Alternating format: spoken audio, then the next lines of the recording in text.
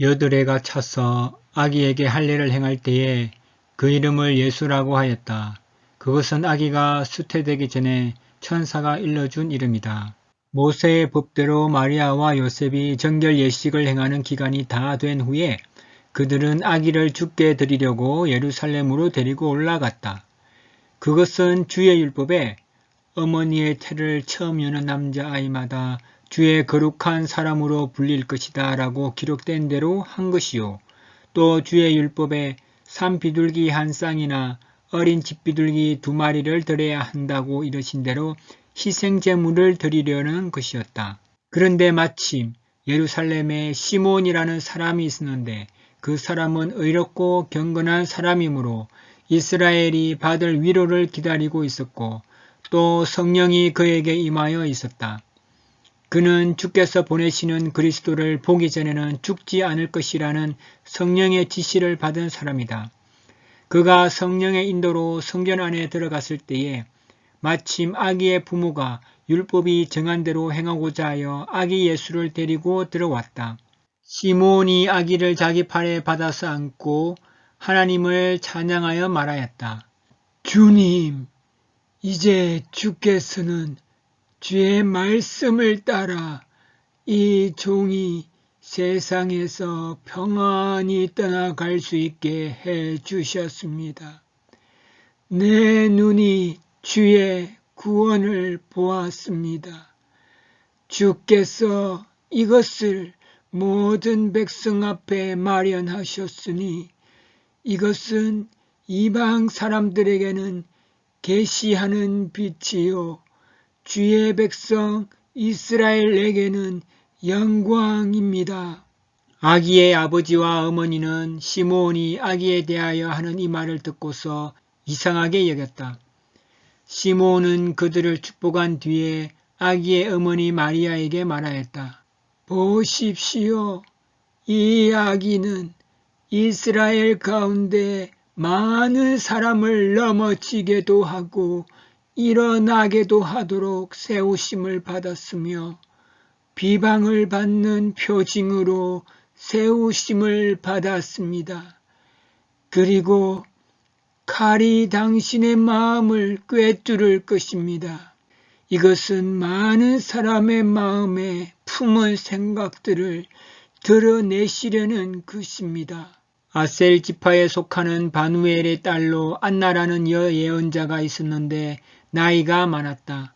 그는 결혼하여 7해를 남편과 함께 살다가 과부가 되어서 84살이 되도록 성전을 떠나지 않고 밤낮으로 금식과 기도로 하나님을 섬겨왔다. 바로 이때에 그가 다가서서 하나님께 감사를 드리고 예루살렘의 속량을 기다리는 모든 사람에게 이 아기에 대하여 이야기해 주었다. 아기의 부모는 주의 율법에 규정된 모든 일을 마치고 나서 갈릴리에 있는 자기네 고향 동네 나사렛에 돌아왔다. 아기는 자라며 튼튼해지고 지혜로 가득 찼고 하나님의 은총을 받고 있었다. 방금 보고 들은 본문에는 크게 3가지 내용이 나옵니다. 먼저는 율법을 준수하는 요셉과 마리아의 가정이 나옵니다. 아들이 태어나면 8일에 할례를 행하는 것과 첫 아들을 죽게 드리고 자녀를 출산한 산모의 정결 예식을 위해 예루살렘으로 가는 장면입니다. 두 번째는 아기 예수를 보고 두 사람이 예수님이 어떤 분인지 얘기하는 장면이 나옵니다. 한 사람은 시몬이고 또 한 사람은 안나입니다. 세 번째는 요셉의 가족이 율법을 준수하고서 집으로 돌아갔다는 내용입니다. 누가복음을 기록한 목적은 데오빌로 각하에게 예수님이 누구신지를 증거하기 위함이라고 했습니다. 우리가 그동안 예수님을 증거해준 천사와 엘리사벳과 목자들 그리고 동방박사들을 보았다면 오늘은 또 다른 2명의 증언을 들어보게 됩니다. 여러분, 금줄에 대해 들어본 적이 있습니까? 과거에 우리 조상들을 보면 아들이나 딸을 낳으면 출입하는 대문에 금줄을 달아 놓았다고 합니다. 금줄은 금으로 만든 줄이 아니라 한자로 금지할 금자를 써서 다른 사람들의 출입을 금한다는 표시입니다. 아들을 낳으면 금줄에다 붉은 고추와 숯을 달고 딸을 낳으면 소나무에서 떼온 솔잎가지와 숯을 달아 놓았다고 합니다. 얼마간 달아 놓아야 한다는 것은 정해진 것은 없지만 보통 3주간이나 7주간이라고 합니다. 이렇게 금줄을 달아 놓는 이유는 면역력이 약한 산모와 아기를 보호하기 위해서랍니다. 이것은 무엇과 비슷하냐 하면 지금 전 세계적으로 코로나 바이러스로 인해 어려움을 겪고 있잖아요. 코로나 바이러스 감염을 막기 위해서 어떻게 합니까? 사람들이 모이는 바깥 출입을 자제하고 사람들이 많이 모이는 모임을 못하게 하고 있는 것과 비슷하죠. 바이러스가 옮지 않도록 말입니다. 요셉과 마리아가 아기 예수를 데리고 갈릴리 나사렛에서 예루살렘 성전까지 약 150km 되는 5일 걸리는 거리를 아기 예수를 데리고 갔습니다.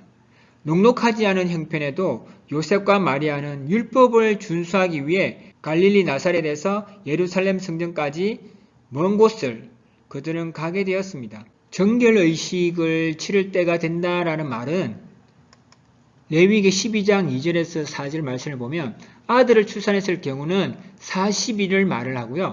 딸을 출산할 경우는 80일을 말을 합니다. 그리고 요셉과 마리아는 이런 출산한 이후에 산모의 정결의식을 위해서 그리고 아기를 첫 아들을 하나님께 드리기 위해서 아기를 데리고 성전으로 가게 되었습니다. 그들이 그곳에서 만나게 된 특별한 사람이 있었는데 시므온과 안나였습니다. 성전에서 만나게 되는 시므온과 안나라는 사람이 어떤 사람인지를 보면 25절에서 시므온은 의롭고 경건하여 이스라엘의 위로를 기다리는 사람이었다고 소개합니다. 38절에서 안나 역시 예루살렘의 속량을 기다리는 사람들 중에 한 사람임을 보여줍니다. 왜 시므온과 안나와 여러 사람들은 이스라엘의 속량, 구원을 기다리고 있을까요? 뭔가로부터 구원을 기다린다는 것은 현재 힘들고 어려운 상황이라는 걸 말해줍니다. 이 당시에 이스라엘은 로마로부터 통치를 받고 있었습니다. 그전에는 200년 넘게 페르시아의 지배를 받았고 또 그전에는 70년간 바벨론의 포로로 나라를 잃은 민족이었습니다. 그러니 얼마나 자기 나라를 되찾고 싶어 했고 과거 우리나라처럼 독립을 하고 싶어 했겠습니까? 혹시 여러분이 기다리고 있는 위로, 간절히 바라고 있는 구원이 있습니까?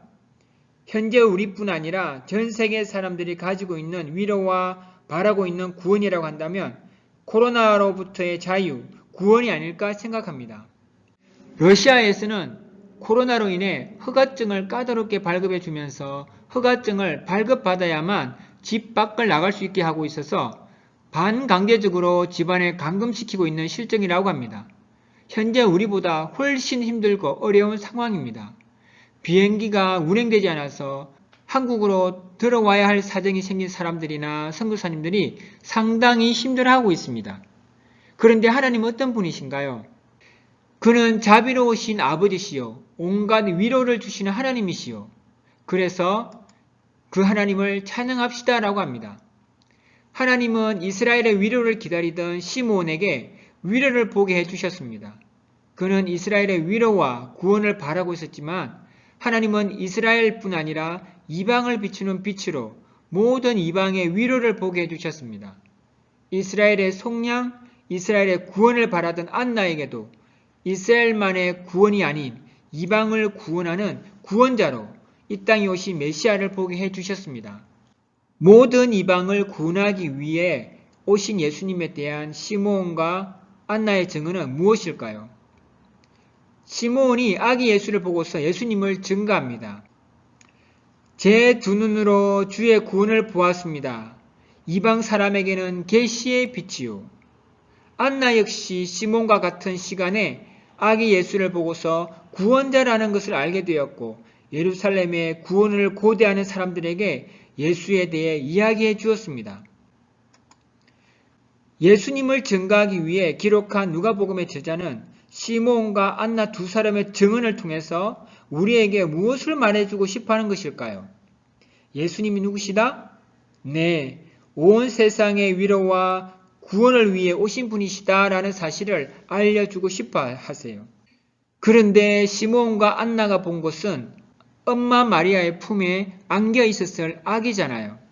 다른 사람들의 눈에는 엄마의 품에 안긴 태어난 지 갓 40일이 지난 평범한 아기로만 보였을 뿐인 예수님을 시므온은 하나님의 위로이자 하나님이 보내신 구원자인 줄을 어떻게 알 수 있었을까요?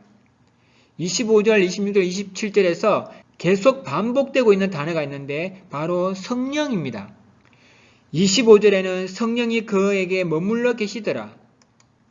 26절에는 성령의 지시를 받았더니 다른 번역본으로 성령의 계시가 있었다. 27절에는 성령의 감동으로, 다른 번역본에서는 성령의 인도로, 시므온의 눈에는 평범한 아기가 아닌 하나님이 보내신 구원자로 보였던 이유는 성령께서 그를 인도해 주시고 성령께서 그에게 계시, 즉 알려주셨기 때문이었습니다. 하나님이 계시해 주시지 않으면 우리는 하나님을 알 수가 없습니다. 그러니까 우리에게 보이지 않는 것을 보게 하시고 모르는 것을 알려주기도 하시는 분이 성령님이세요. 왜 있잖아요. 엘리사벳이 결혼하지 않은 마리아가 자기 집을 방문했을 때 마리아가 임신한 사실을 그 누구에게서도 들은 바가 없었지만 엘리사벳이 뭐라고 말하면서 맞이했습니까? 내가 복이 있으며 내 태중의 아이도 복이 있다. 지금 시므온도 마찬가지로 다른 사람들 눈에는 아기로만 보였겠지만 그 너머에 보이지 않는 것을 보게 하시고 계시해 주신 성령님으로 말미암아 이 아기가 이스라엘의 위로를 위해서 하나님이 보내주신 구원자구나를 알 수 있었던 겁니다. 성령 충만한 증거 중 하나는 예수님을 증거하느냐입니다.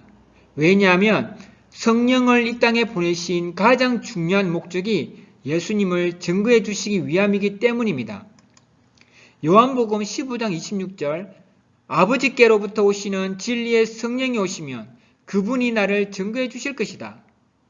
성령의 감동을 받고 성령의 인도를 받았던 시므온이 그랬고 안나가 그랬던 것처럼 하나님은 우리에게도 성령을 통해서 예수님을 증거할 수 있게 하십니다. 문득 이런 생각이 들었습니다. 우리는 생활 속에서 다른 사람들의 소개나 추천으로 하는 일들이 참 많구나라는 거였습니다. 예를 들면 다른 사람이 음식을 맛있게 하는 곳을 소개하거나 같이 가서 식사를 하면 그 이후에도 찾아가 보게 된다는 겁니다. 식당뿐 아니라 카페나 물건 사는 것 역시 알게 모르게 다른 사람의 입소문이나 소개, 추천으로 찾아가거나 물건을 사는 경우가 대부분이라는 겁니다. 심지어 폰에 앱 하나 까는 것도 다른 사람의 소개로 까는 경우가 많습니다. 목사님도 친구의 소개로 만보기 앱을 깔았거든요. 그리고 다른 사람들에게도 소개해서 깔도록 하기도 했답니다. 이 생각이 들면서 불현듯 예수님을 전하는 것도 우리의 일상생활 속에서 배워나면 좋겠다라는 생각이 들었답니다. 시간을 따로 내어서 전도지를 들고 거리로 나가 전도하는 것도 좋지만 그렇게 하지 못하더라도 우리의 생활 속에서 만나는 친구나 이웃에게 얼마든지 예수님을 때에 맞게 전할 수 있다는 겁니다. 성경에 좋은 예가 있습니다. 아람 군대 장관이었던 나아만이 나병 환자였습니다. 그런데 그 집에 이스라엘에서 사로잡혀온 어린 소녀 하나가 있었는데요. 주인 나아만이 나병 환자라는 것을 알고서 여주인에게 이런 이야기를 해줍니다. 주인님께서 사마리아에 계신 그 예언자를 만나실 수만 있다면 좋겠습니다. 그분이 주인님의 나병을 고쳐주실 수 있을 것입니다. 이 한마디로 나아만 장군은 이스라엘 왕을 찾아가서는 어린 소녀가 말했던 예언자 엘리사를 찾아가서 고침을 받게 됩니다. 그 이후 나아만은 오직 여호와 하나님께만 제사 드리겠다고 결단합니다. 여러분이 직접 열왕기하 5장을 한번 읽어보시면 더욱 좋겠어요. 우리가 일상생활에서 만나는 사람들에게 던지는 신앙이 묻어있는 말 한마디나 성경 말씀 한마디가 한 영혼을 하나님께로 인도하는 계기가 될 수 있다는 것입니다. 여러분, 우리뿐 아니라 많은 사람들이 누군가로부터 소개나 추천받은 물건, 음식, 식당, 카페, 장소, 그리고 식품, 유용한 앱 등등을 사용하고 찾아가고 구입하고 또 다른 사람에게 소개하고 있다는 사실을 아시고 우리를 구원하신 예수님을 우리의 생활 속에서도 쉽게 전할 수 있으시길 응원하며 축복합니다. 예수님이 증거되는 곳에는 위로와 소망이 생깁니다. 왜냐하면 하나님은 눈에 보이지 않는 그 너머를 보게 하셔서 소망을 주시고 위로를 주시기 때문입니다. 우리 현실을 보면 낙심이 되지 않습니까? 코로나로 인하여서 마음껏 나가지도 못하고 답답하고 코로나 바이러스 걸리지 않을까 조마조마하고 언제 끝날지도 모르고 가게들은 사람들이 바깥 출입을 잘하지 않아 매출이 뚝 끊어져서 힘들어하고 기업은 기업대로 수출이 막혀서 어려움을 당하고 또 나라는 나라대로 코로나에 대처하느라 어려움을 겪고 있습니다. 이런 막혀있는 상황에서는 소망이 보이지 않고 위로가 보이지 않지만 아기 예수를 통해 이스라엘의 구원을 기다리던 시므온과 기도하던 안나에게 위로와 구원을 보게 하신 것처럼 구원을 기다리는 자에게 분명히 위로와 구원을 보게 하실 것입니다. 하나님은 지금도 성령으로 우리에게 위로와 소망을 주십니다. 그래서 현실은 어렵지만 이겨낼 수 있는 힘, 이겨낼 수 있는 에너지를 공급해 주십니다. 데살로니가 후서 2장 16절 17절 말씀으로 축복하며 마무리하겠습니다. 우리 주 예수 그리스도와 우리를 사랑하시며 은혜 가운데 영원한 위로와 선한 소망을 주시는 하나님, 우리 아버지께서 친히 여러분의 마음을 위로하시고 모든 선한 일과 말에 강건하게 해주시기를 빕니다. 함께 기도하겠습니다.